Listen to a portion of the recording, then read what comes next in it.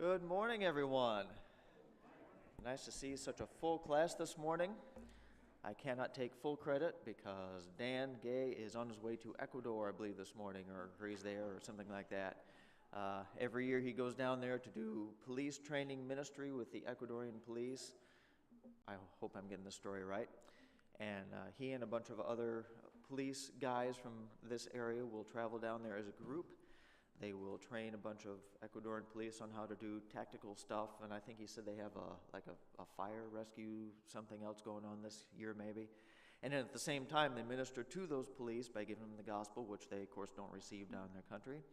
And so for a week, it's almost like police camp. You know, we send our kids to the wilds, and they send their police to the police camp. And so they get ministered to and Bible study time and counseling time and all that stuff while they're learning how to fight the bad guys when they go back home. And so Dan loves doing that, and it's good ministry for him. So we hope his trip goes well, and I'm sure we'll hear about it after he gets back. But anyway, I say all that to say, it's nice to have you college kids in here. For 1 week anyway, it makes our class look fuller, and it makes me feel so much better. And that's great. I do want to thank you just quickly for everybody who's praying for Mishan this past week. Things did go well so far. Now we're just waiting for lab test results. I was thinking labs take so long. You know how those science people are. So we'll see how things look from there and then go on from there. We're going to continue in Hebrews chapter 4 this morning. That's because we left off last week in Hebrews chapter 3. So I thought it'd be a good idea if we didn't pick it up in chapter 4 for today. And if you look up at the screen, you'll notice a pair of shoes attached to a pair of legs, and the guy or gal, whichever it is, I can't quite tell from those shoes, are sitting there on the rock in a relaxing, reclining lawn chair, and they're looking out over the peaceful, serene ocean or lake. I think it's a lake. Yeah, it definitely looks like a lake. Looking out over the lake, and what do you think they're doing? They're just relaxing. Let's take a vote. How many of you think that person has a cup of coffee in their hands? Yeah, that's kind of what I thought too. A little creamer maybe. And they're looking out over the lake, and a bird is singing, and you can see a seagull every now and then swoop down over the lake, and it is very, what's the word? Yes, exactly the word. Very relaxing, because they are in a state of rest, and they have achieved what they've wanted to achieve, and it's, I don't know, I think it looks like morning there. What do you think? I'm thinking morning, I don't know.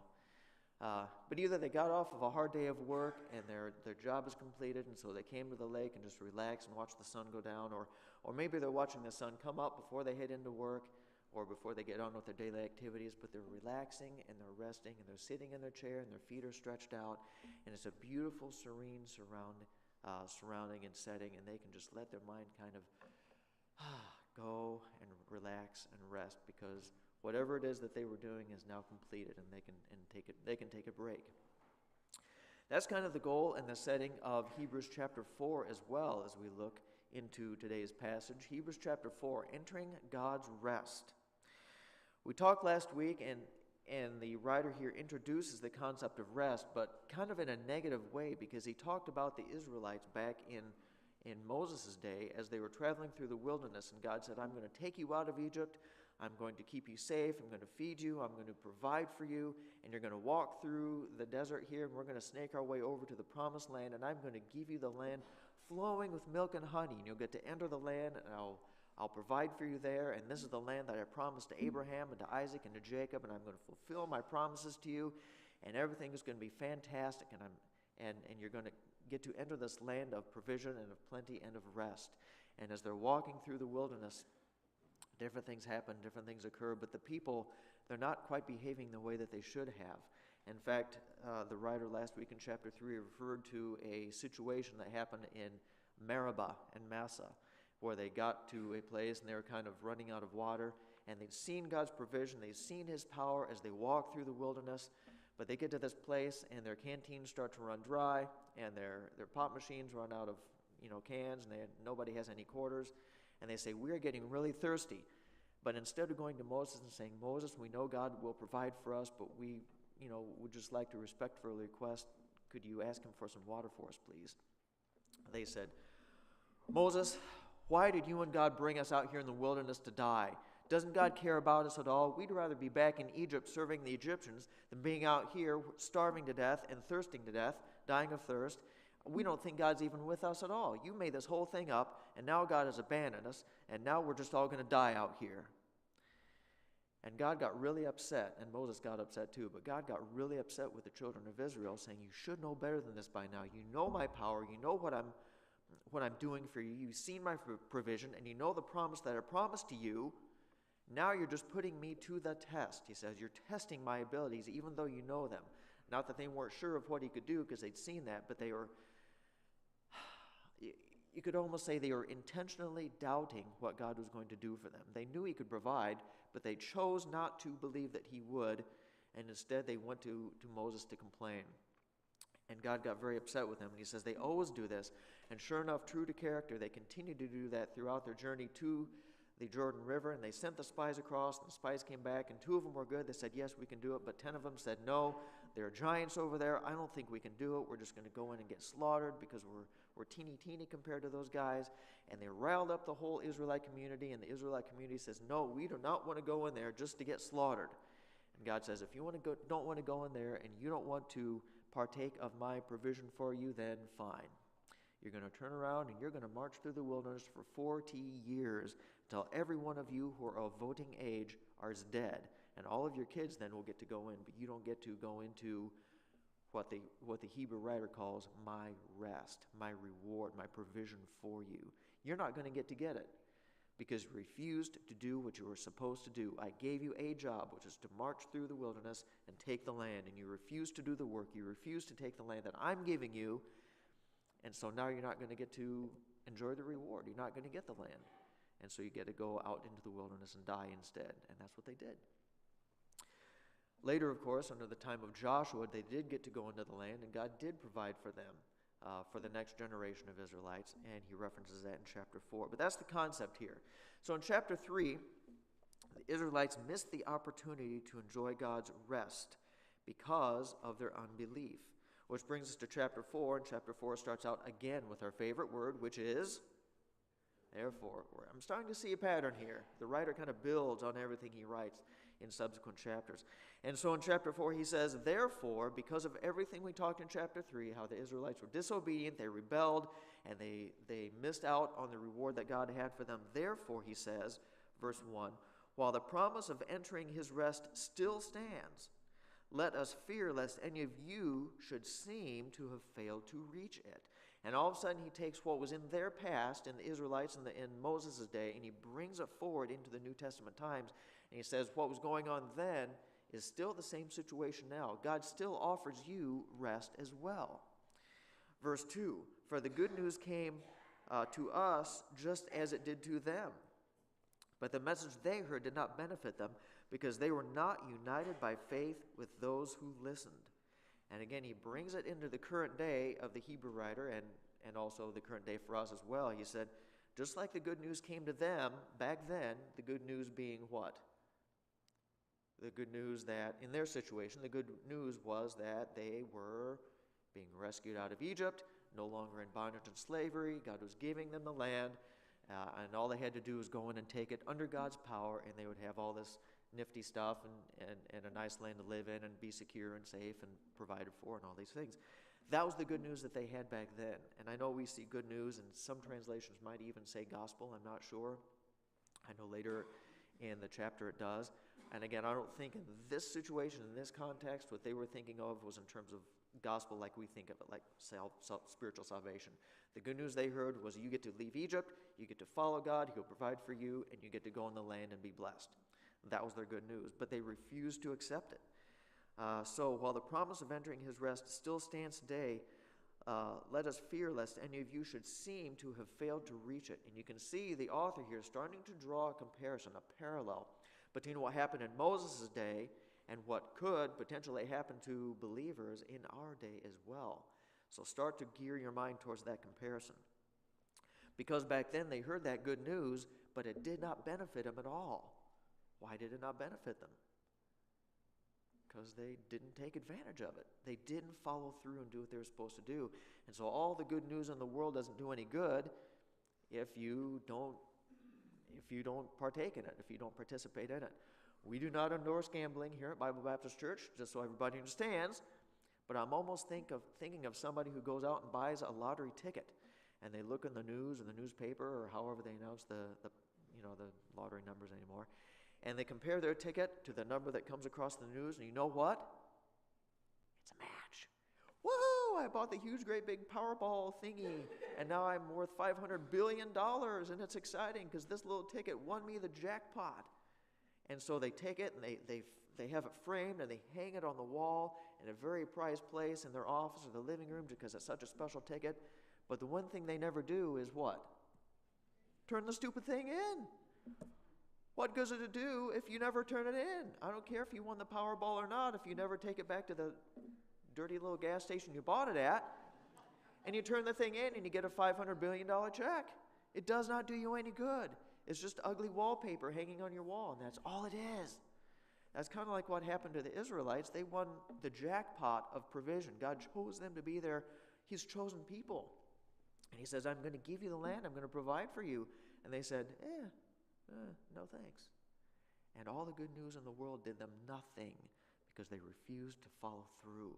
And the writer here says, that's the same thing that's going to happen to you if you are not careful. That sounds like a pretty important warning for us. And so I think we ought to read through chapter 4 and see exactly what is going on here. Here's kind of the comparison he's making. In chapter 3, God's chosen people, they were chosen unconditionally through Abraham's promise. God comes to Abraham and says, Abraham, you and your descendants, I will make you my chosen people, and I'm going to give you unconditional promises that no matter what, I will fulfill to you. There's nothing you can do to stop it. I will bless you no matter what. That is an unconditional promise. You will always be my chosen people, and I will never leave you. But then later in Moses' day, God comes and gives another promise. He says, I will give you this rest. I will provide for you. Well, either way, He'll provide the land. But I will give you people this rest if you follow me, and I will continue to bless you, and I will bless you if you follow me and keep my commandments, God says under Moses. And of course, we know not only in that day, but even after they go into the land, the people fall away. But because it was a conditional blessing and the people didn't obey, God says, if you obey, I will bless you. If you disobey, I will curse you. They chose to disobey. God had to curse. And the people lost out again on the blessing and the success and the prosperity and the rest that God had promised them because they didn't follow through and they didn't obey. So in Moses' day, they have two promises, the unconditional one, but they also have the conditional promise of blessing based on their level of obedience. And again, we start to see the parallel with what we see in the book of Hebrews, where we have God's people who are saved. We see the writer of Hebrews referencing his audience here multiple times as brethren, those who have partaken in God's promise, those who are blessed according to what He's done for them. So we know these people, I believe, are saved people. So they have that that unconditional promise where He said, you put your faith in me and I will save you. And these people have done that. But there's also seems to be attached to it, and this is the parallel that he's making, this conditional promise as well of a rest. So what we want to do is investigate this conditional promise that he's talking about in chapter 4 as pertaining to the rest that God promises to them. And what exactly is that rest and what does it look like? He kind of starts to illustrate here in the next couple verses, in verses 3 through 5, where he says, for we who have believed enter that rest. As He said, I swore in my wrath that they shall not enter my rest. Again, we have two people. He says, we, and then we who have believed enter that rest. And then he says, as I swore in my wrath, they shall not enter my rest. Two groups of people here. And again, I really don't think we're talking about salvation because of all the clues that's given in this passage, plus that would contradict a whole bunch of other passages throughout the Bible, which would make this a works salvation. So I don't really think that's a viable option. But two groups of people, where some get to enter the rest and some do not. As I swore in my wrath, they, the unbelievers, shall not enter my rest, although His works, referring to God, were finished from the foundation of the world. What does that mean? Verse 4, for He has somewhere spoken, Genesis chapter 2, of the seventh day of creation in this way, and God rested on the seventh day from all of his works. So he's alluding clear back to Genesis chapter 2. And if you remember the creation story where God, on day one, he creates light, let there be light, and poof, there was light. And the second day, firmament and separation, all that stuff. And he goes through all 6 days of creation, and everything gets created. And on the seventh day, God, he says, wow, I'm exhausted. I can't handle this anymore. I need a rest. No, he doesn't. He's not exhausted. He's not worn out. But he's setting out a pattern, an example for us that what? What's the basic pattern he's setting up? And he uses this throughout the law even. Remember, the Jewish people were required to take a Sabbath day, pattern after God's pattern. And the pattern is, once the work is complete, you get to rest. You do the work, you complete the work, and then the work is done and you rest. And that's the pattern he sets up here. And so the writer of Hebrews alludes back to that pattern that God set up in creation. He spoke on the seventh day where it says, and God rested on the seventh day from all of his works. And again in this passage it says, and then he quotes the same phrase again, that pesky phrase, they shall not enter my rest. He keeps throwing that in there. Why does he keep throwing that in there? It's a warning. What is he trying to get at? God completes the work and then he gets to rest. But they, the people who are not doing what they're supposed to do, shall not enter my rest. If God gets to rest after the work is complete, why do the people who don't get the rest not get the rest? Draw the parallel, you can do it, because they haven't done the stuff that they were supposed to do, the work. And again, you'll see through the rest of the chapter that God really starts to strongly link the rest and the work, and the rest is a result of having completed the work. Keep that in your mind. See where we at here. Yes, verse 5. In the passage it says, they shall not enter my rest. So here's the pattern. Again, God finished all of his work, and then he rested.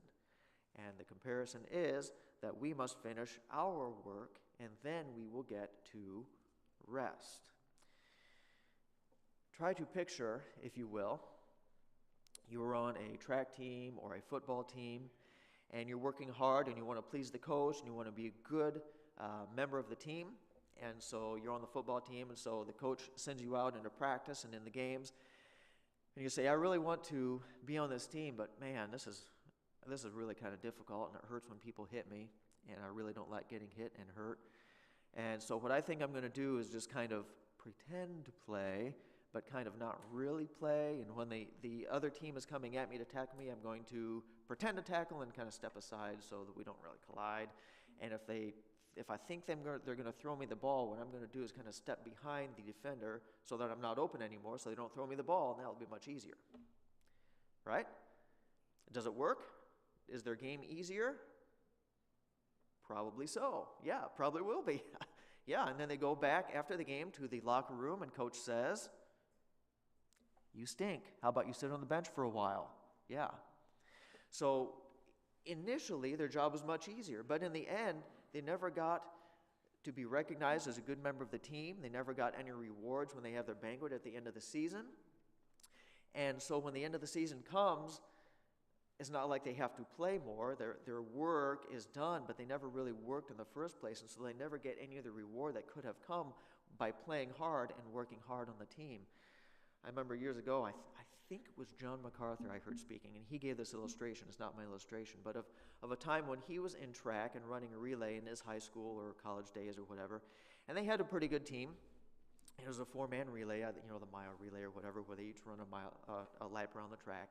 And the first guy ran, and they were trying to keep up, and the second guy ran, and he was getting a little bit behind, and the third guy gets the baton, and he runs around, and he was a little faster, and they're just a little bit ahead of the other team, but they knew full well that if they could just keep even a reasonable distance with the other team and do fairly well with the first 3 members, their last guy was he was a phenomenal runner. So if they could get him anywhere close to being in contention for that race, they had an excellent shot of winning if they could just get their 4th guy set up in a good spot. And sure enough, that 4th guy, he got the baton, and he was in a pretty good place, and so he started taking off, and he was just flying down the track, around the backside, and he was putting distance between him and the second place runner, and the distance was gaining, and everybody's cheering and super excited, and they knew they had it in the bag. and they got around the back stretch of the track, and their guy just stops and walks off the field and sits down. His story, not mine. And everybody thought, oh no, did he pull a hamstring or Achilles tendon? What happened? Did he rip a muscle? What? This has to be bad. And they all go running to the backfield to ask this runner, this excellent runner, what happened? What, are you injured? Can we haul you off in a stretcher? What do we need to do? And they get there, and the guy's just kind of sitting there looking around. And they said, what happened? Why'd you just stop running? And in a most bizarre and unexpected response, he just looked up and he said, you know what? I just realized I didn't feel like running anymore. You didn't feel like, what do you mean you didn't feel like running anymore? We're in the middle of a big race. All four of us put in our best effort to put you in a good spot so that we could win this race. Coach is counting on us. The team is counting on us to win this race. And you decided to poop out and didn't decide to run on the last half of the lap? And you lost the race because you didn't feel like running? Can you imagine how that conversation will go back in the locker room with the coach? What happened?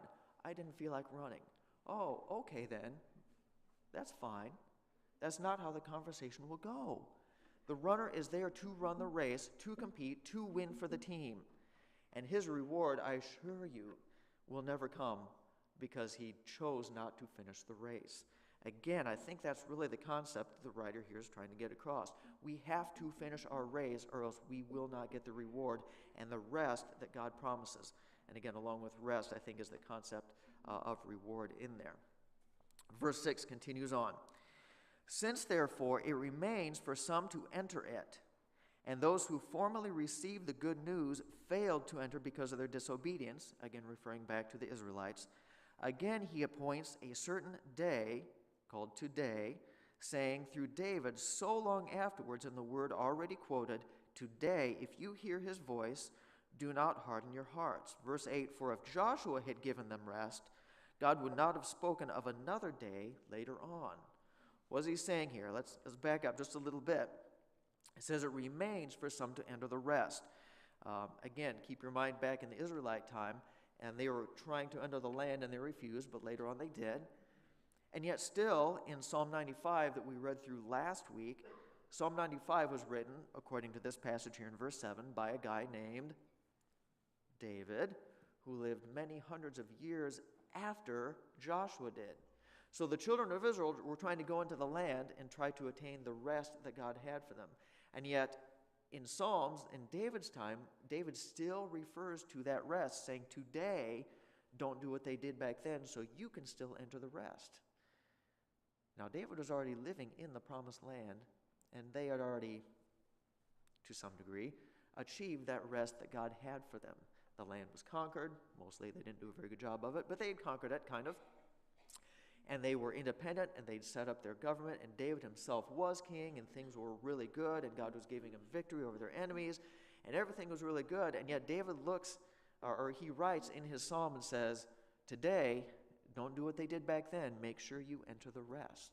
They already had the land. What rest was he talking about? It had to have been more than just the land, because that rest had already been realized.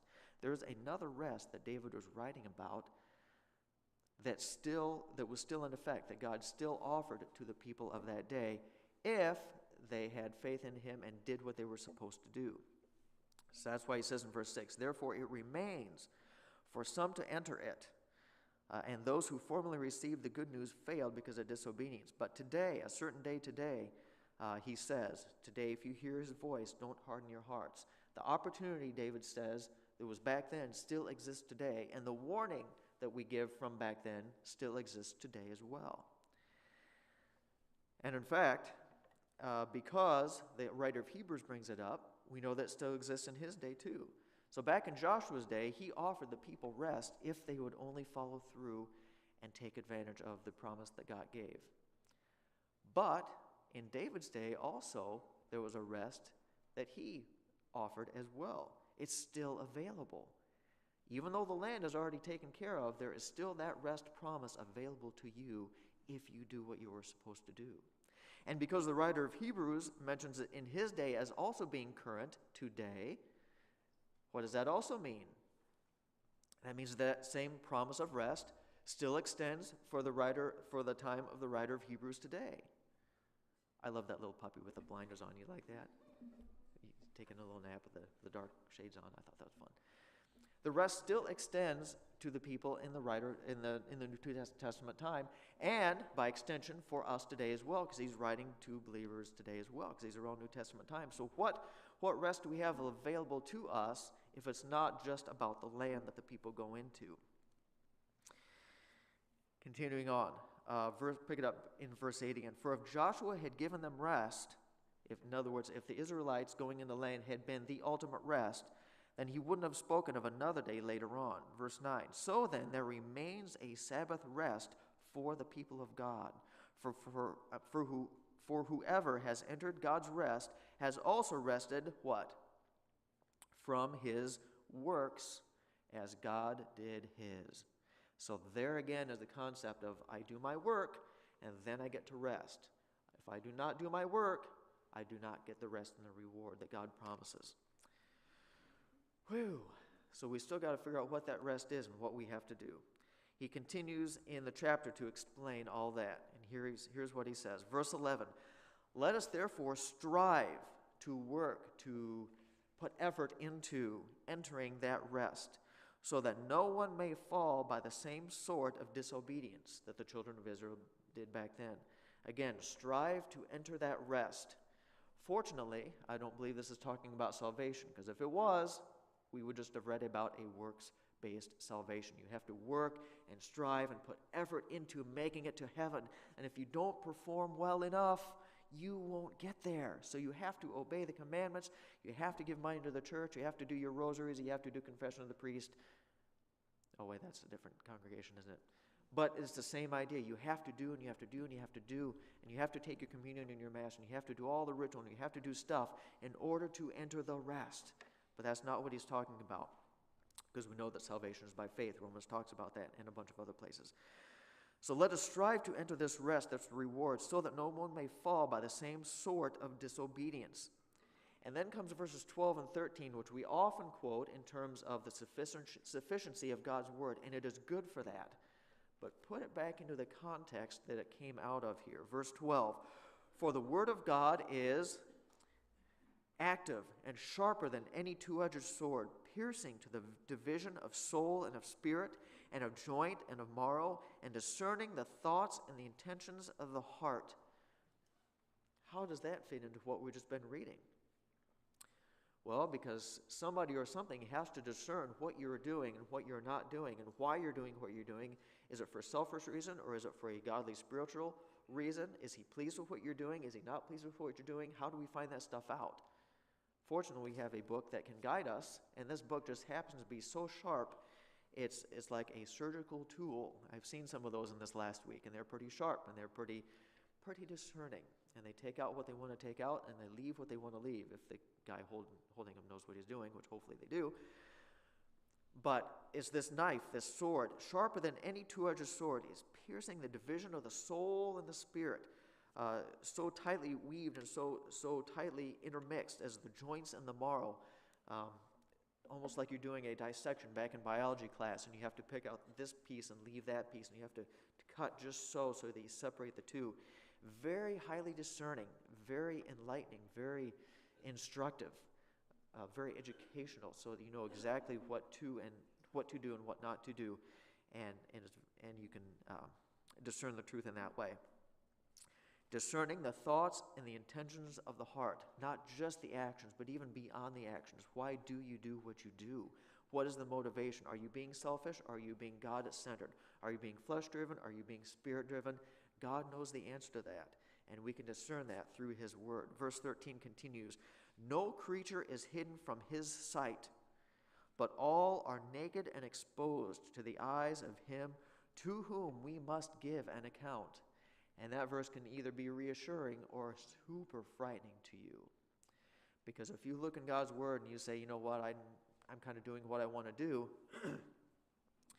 but I'm going to continue to do what I want to do, someday, he says, A, you've been given the tools to know the difference, just like the Israelites were in their day. They knew better. And B, you will have to stand before him and give an account for how you conduct your life, for the works that you have done. And again, we're not talking about saved versus not saved here. We're talking about how have you spent your life? How have you used the gifts that God has given you Have you reacted to the opportunities that he's presented to you? And that evaluation, that judgment when you stand before him, seems to be the determination of whether or not or to what degree you enter his, what's the word? His rest, his reward in that day. But he knows the difference. He absolutely knows the difference. God sees what you are doing, and he knows the difference. It's that loss of reward. And what we do not want to do is waste our time down here and have to stand up in front of him. And God says, you knew better. Look at the gifts that I gave you. Look at the opportunities. And he replays them on the big screen right in front of you. And he says, these are all the opportunities I gave you, all the time, all the years, all the energy. What did you do with that? And you say, well, probably not as much as I should have. And I kind of, looking back, really wish I'd have done more. And God looks down at you and says, yeah, I kind of wish you'd done more too. I paid with my son's life for yours. Do you understand what it cost me to have you here in front of me for all eternity?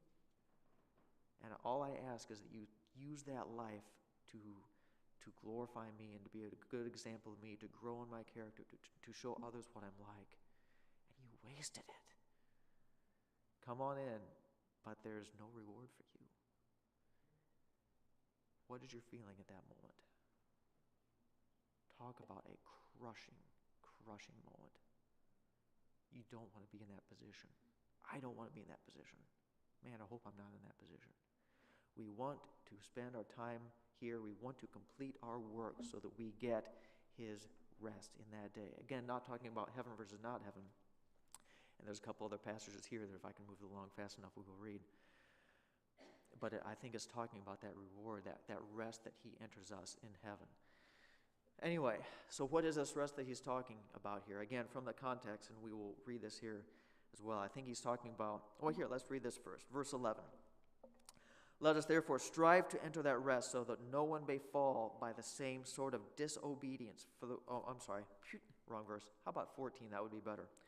Verse 14. Since then, we have the great high priest, referring back to the first couple of chapters that we read in Hebrews. Since we have that great high priest who has passed through the heavens, Jesus, the Son of God, let us hold fast our confession. You've confessed faith in him. You've accepted his salvation. You've accepted him as your Lord, your Savior, your director. Hold fast to that and follow through on it. Verse 15, for we don't have a high priest who is unable to sympathize with our weakness, but one who in every respect has been tempted as we are, and yet without sin. He knows what we've gone through. In fact, I saw one commentary that says he was tempted just like we are, but without sin. And that doesn't make him, his sinlessness doesn't make him less understanding of what the temptation is like because he's God. Obviously, he wasn't going to sin because he's perfect and he's God. On the contrary, it makes him almost more so because he has been through the trial. He knows how much it takes to resist. He felt the pull. It was still a temptation. He felt the pull, and yet he also knows how much resistance it takes to resist and to do what is right because he did what is right. Almost like, think about a trial that you've come through where you actually did everything right, and then you come across somebody else who's going through the same trial with the same temptation. And you say, yeah, I know how hard that is because I've been through it. And I also know how much effort it takes to do what is right because I've actually been there and I've actually done what's right. It's easier to fall, right, is it not, than it is to stand. And Christ, he went through all the temptations, but he stood. Now again, in his case, he's God, but he knows how much it takes to resist that. And it's harder to resist than it is to fall. And so since he resisted, he absolutely knows what it's like to be tempted and still do what is right. Continuing on here, that's verse 15.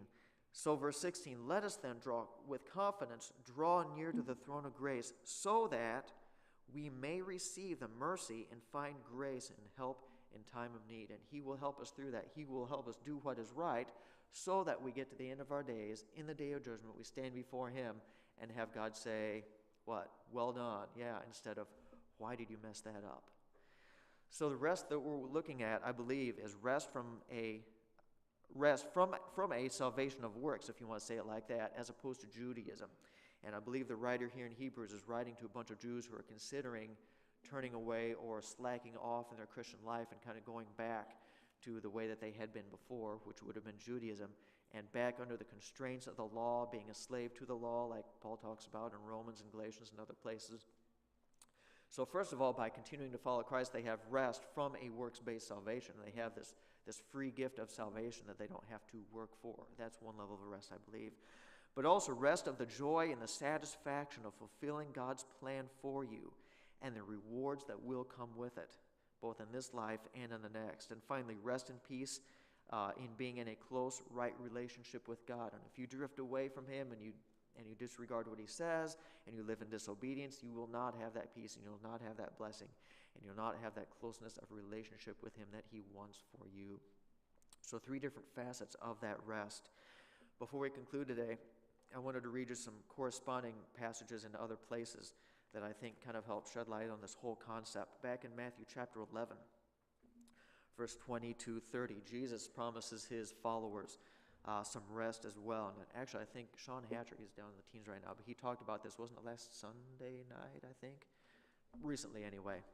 And he went through this passage. I was so glad to see it because it kind of corresponds with what we're doing here. Verse 28 says, "Come to me, all who labor and are heavy laden, and I will give you rest." Why? Because being a Christian is so easy, and it's so simple, and there's no effort involved. Correct? Not correct. Even in our culture, that's not entirely correct, let alone one if you're in a culture where you're being persecuted all the time, and you could be risking your life and losing your family and losing all of your possessions, stuff like that. It is not easy. Other places Jesus talks about coming to me, take up your cross and follow me. That doesn't sound all that easy to me. And yet here He still offers them rest. How does that make sense?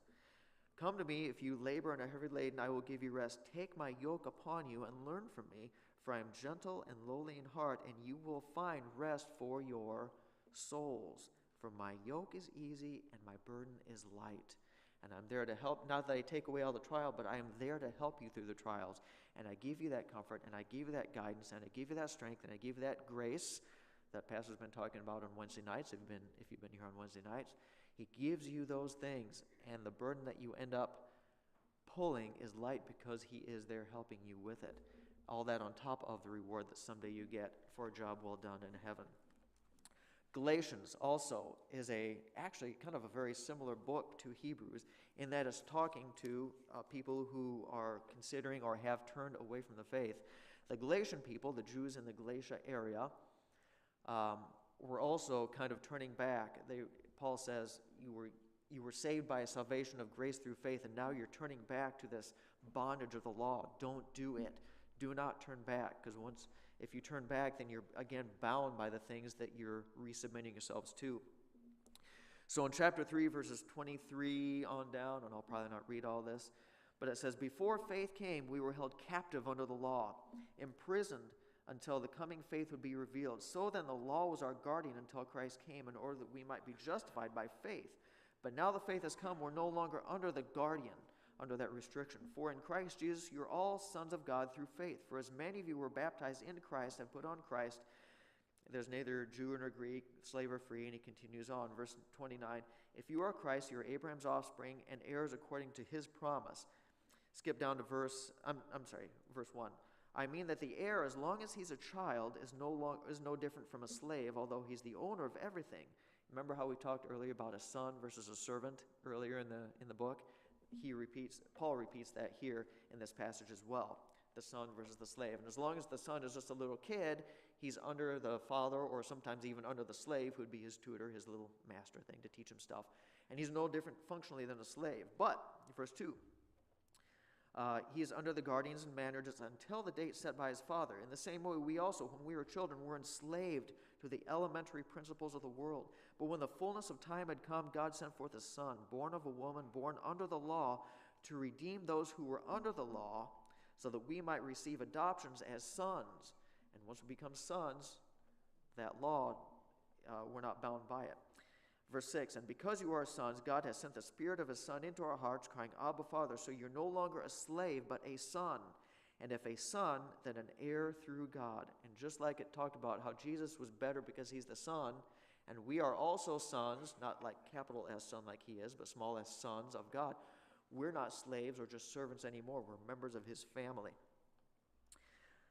Formerly, when you didn't know God, verse 8, you were enslaved to those that by nature were not God's. But now that you've come to know God, or rather be known by God, how can you turn back again to the weak and worthless elementary principles of the world, whose slaves you want to be once more? You have the freedom now. You have the blessing. You're headed towards that rest. Why would you want to abandon that and turn back and be a slave again, he says.